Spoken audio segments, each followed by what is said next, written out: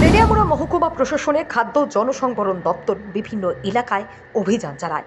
অভিযানকালে বিভিন্ন খাদ্য সামগ্রী সঠিকভাবে নিয়ম নীতির মধ্যে বিক্রি হচ্ছে কিনা, কোনো ব্যবসায়িক প্রতিষ্ঠানে মেয়াদোত্তীর্ণ খাদ্য সামগ্রীর ব্যবসা চলছে কিনা, দপ্তরের নির্দেশিকা সঠিকভাবে মান্যতা প্রদান করা হচ্ছে কিনা ইত্যাদি বিষয়গুলো পর্যবেক্ষণ করা হয়।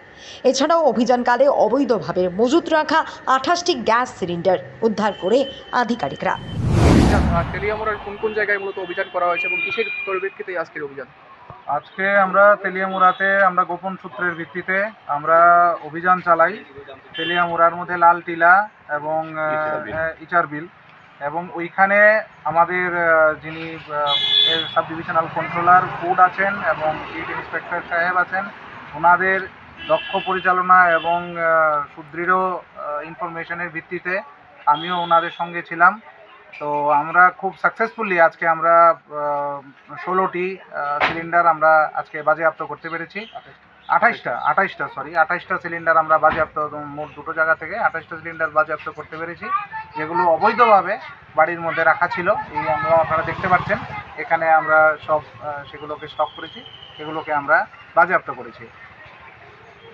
মানে এর সঙ্গে কালোবাজারের সঙ্গে জড়িত কাউকে কি আটক করা সক্ষম হয়েছে স্যার?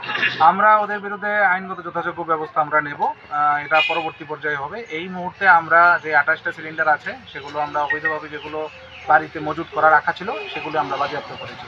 পরবর্তী পদক্ষেপ আমরা ধীরে ধীরে আইনগতভাবে ব্যবস্থা করতে হবে।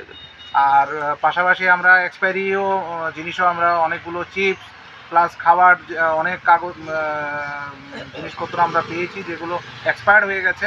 সেই দোকানকে আমরা তালা দিয়ে দিয়েছি, দোকানদারকেও আমরা আইনগত ব্যবস্থা আমরা নেব, প্লাস ওই দোকানকে আমরা তালা দেওয়া হয়েছে। তো আমরা সেই জিনিসগুলোকে এখন আমরা ডাম্পিং স্টেশনে গিয়ে এগুলোকে আমরা ডেস্ট্রয় করে ফেলি। স্যার সেই দোকানের মালিকের নাম বা কোন এলাকা থেকে বাজেয়াপ্ত? এই জিনিসগুলো কালী টিলার এখানে বাজেয়াপ্ত হয়েছে, এবং সিআই সাহেব একটু সবিস্তারে বলুন।